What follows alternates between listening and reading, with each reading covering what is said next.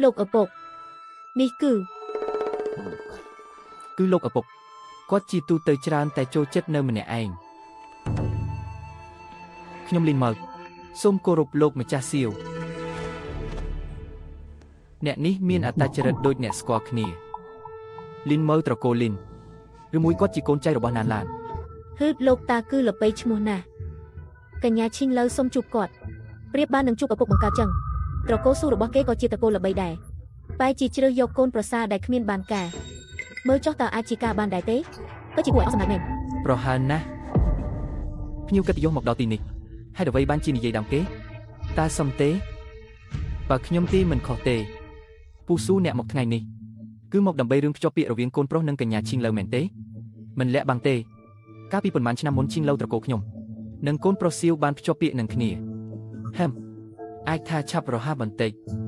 អញ្ចឹងតើអ្នកគិតថាធ្វើយ៉ាងម៉េចទើបមិនឆាប់រហ័សផ្ដាច់ពាក្យ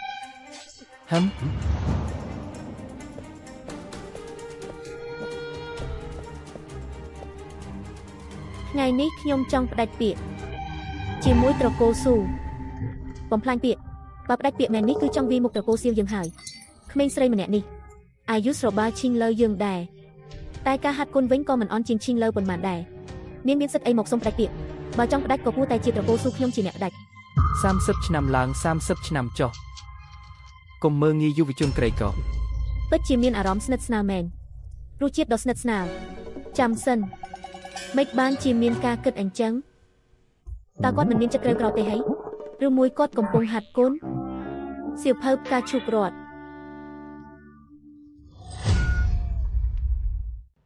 ឈីងលើត្រកូលខ្ញុំជាក្មេងស្រីមានទេពកោសល្យពីធម្មជាតិអាយុទើបតែ15មួយក៏បានហាត់កម្រិតទី7បើកូនប្រុសសៀវចង់តាមញ៉ែនាងសំបីតែ30ឆ្នាំទៀតក៏ប្រហែលមិនទាន់គ្រប់គ្រាន់ផងខ្ញុំមុនអាយុ15ឆ្នាំហាត់ដល់កម្រិតទី6ក៏ត្រូវគេចាត់ទុកជាមនុស្សពិសេសហើយ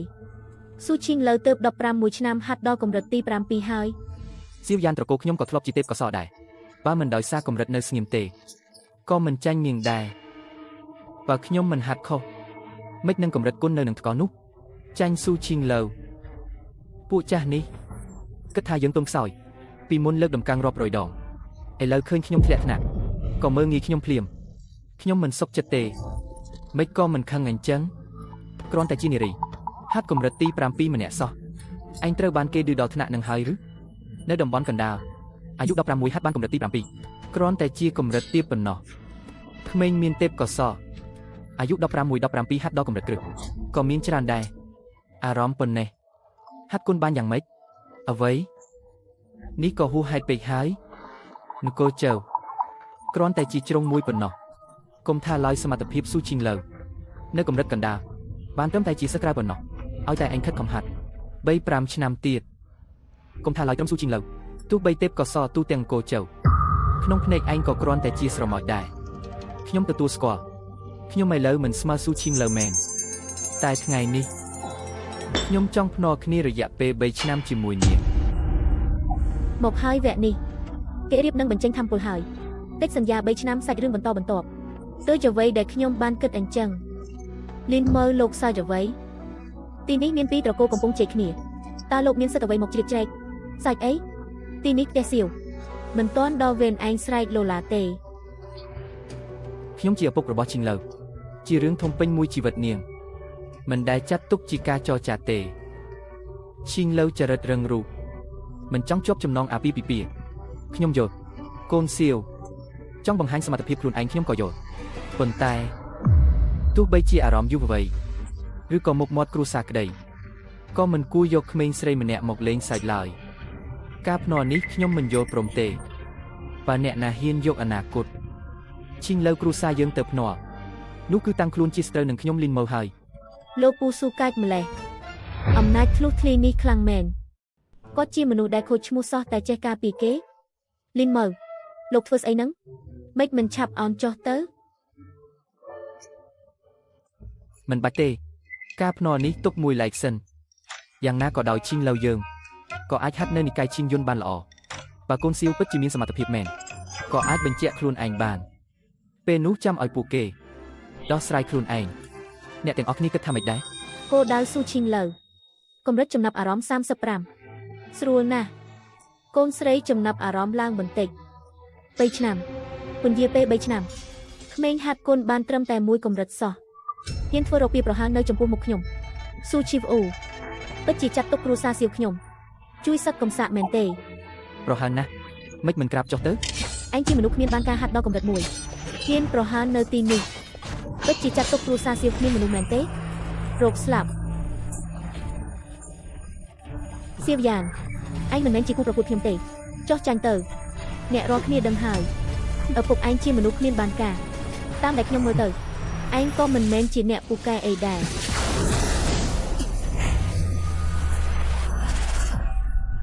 មិនចឹងគាត់មិនមែនគ្មានកម្លាំងទេហេតុអ្វីមិនរងរបួសដោយសារធម្មពលដៅខ្ញុំ ធម្មពលនេះពិតជាស្គាល់ណាស់មិនប្រក្រតីទេមនុស្សនេះម្សិលមិញលបងខ្ញុំមិនអាចទេគាត់ត្រឹមតែជាកម្រិតទី1ជាមនុស្សគ្មានបានការប្រចាំត្រកូលស៊ូមិននឹងអាចសាកល្បងអ្នកនាងបានមនុស្សងងអ្នកមានសមត្ថភាពច្រើនតែធ្វើខ្លួនជាជ្រូកស៊ីខ្លាចង់បញ្ចេញសមត្ថភាពឲ្យគេឃើញមនុស្សម្នាក់នេះមានធម្មពលធម្មជាតិប្រហែលជាមនុស្សអស្ចារ្យខ្លាំងជាងទេវតាទៅទៀតអញ្ចឹងគាត់ជាគ្រូធំមែនទេកូនសៀវសំណើរបស់ខ្ញុំអំបញ្ញមិញតើអ្នកគិតយ៉ាងណាមិនល្អទេ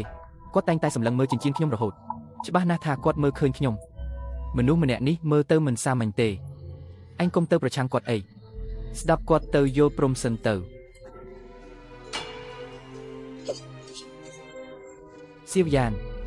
សូមស្ដាប់តាមលោកអ៊ុំលីនចុះលោកអ៊ុំលីនតើគាត់កំពុងនិយាយរឿងមិនសមទំនងអីសៀវយ៉ានចិត្តរឹងដូចខ្ញុំគ្មាននរណាអាចបង្ខំបានទេថ្ងៃនេះវាយ៉ាងម៉េចមិនបាច់គិតច្រើនទេកូនសៀវក្រោកឡើងលឿនទុនភ្លុនតែមិនកំសាកការគិតបែបនេះមិនក្មេងអាយុនេះអាចមានទៅកូនស្រីការភ្ជាប់ពាក្យរបស់អ្នកដូចជាមានរឿងរ៉ាវគួរឲ្យចាប់អារម្មណ៍ហើយមើលទៅគួរតែឆ្លៀតឱកាសស្ទាបស្ទង់មើលតើមានអ្វីលាក់កំបាំងនៅក្នុងខ្លួនគ្រួសារសៀវនេះកូនសៀវអំបញ្ញមិញអ្នកនឹងឈីងលើបញ្ចេញអាវុធគ្រាន់តែជារឿងក្មេងឆ្លោះគ្នាប៉ុណ្ណោះប៉ុន្តែការហាត់គុនយឺតយ៉ាវដោយសារតែរឿងឆ្លោះគ្នានោះវាគ្មានប្រយោជន៍ទេហើយអ្នកទាំងពីរក៏មិនចាំបាច់ជឿក្បាលដោយសាររឿងរៀបការនេះដែរពេលឆ្នាំក្រោយមកឈីងលើហាត់គុនបានជោគជ័យកូនសៀវក៏អាចបង្ហាញសមត្ថភាពដល់ពេលនោះឲ្យអ្នកទាំងពីរជាអ្នកសម្រេចចិត្តរឿងគូស្រករជួបគ្នាឬបែកគ្នាស្រេចតែចិត្តអ្នកធ្វើបែបនេះក៏រក្សាមុខមាត់គ្រួសារសៀវហើយក៏មិនធ្វើឲ្យខូចការហាត់គុនក្មេងទាំងពីរសំណើខ្ញុំនេះល្អជាងអ្នកទាំងអស់គ្នានៅទីនេះឆ្លោះគ្នាបង្កើតជាសត្រូវច្រើនមែនទេចរិតមនុស្សនេះមិនធម្មតាទេគួរតែជាអ្នកមានអំណាចនិយាយ2ឬ3ម៉ាត់ក៏អាចដោះស្រាយបញ្ហាបានគួរឲ្យស្ដាយកម្រិតគុនទាបពេកបើមិនចឹងទេអាចសម្រេចការធំបានបើអញ្ចឹងការភ្ជាប់ពាក្យទុកសិនមិនដឹងអ្នកទាំងពីរគិតយ៉ាងណានឹកស្មានមិនដល់ថាលីនមើលចេះនិយាយមែនតែមើលទៅក៏មិនគួរឲ្យជឿជាក់ដែរសំខាន់គឺអាចបង្ហាញស្នាដៃបានល្អមិនអាចទេខ្ញុំប្រាប់ហើយថាមិនភ្ជាប់ពាក្យទេរឿងផ្ដាច់ពាក្យបានសម្រេចហើយសូមនិយាយឲ្យច្បាស់ឡើងវិញគាត់គ្រាន់តែជាមនុស្សគ្មានបានការរបស់គ្រួសារស៊ូមិនអាចធ្វើជាម្ចាស់ការរបស់គ្រួសារខ្ញុំបានទេពិតជាក្រុមជ្រូកមែនពិបាកណាស់ទម្រាំបន្ធូរបន្ថយកំហឹងគ្រួសារសៀវពីចាស់នេះចេះតែលោតចេញមករករឿងខ្លាចតែរឿងមិនធំទុករឿងនេះមួយឡែកសិនចាំខ្ញុំសង្កត់កំហឹងនាងចាស់នេះសិនកុំឲ្យខូចការហាត់គុនរបស់ឈីងលើណែ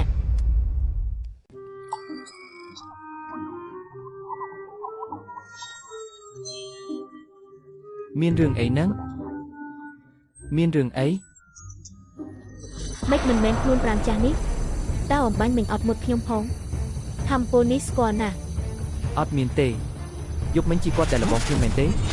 មិនអាចទេគាត់ទើបតែកម្រិតទី1នេះគឺជាដាវរបស់ខ្ញុំហាត់គុន100ឆ្នាំទើបតែមានអារម្មណ៍ពីវាក្មេងអាយុ15មួយនេះមិនក៏មានដាវបែបនេះ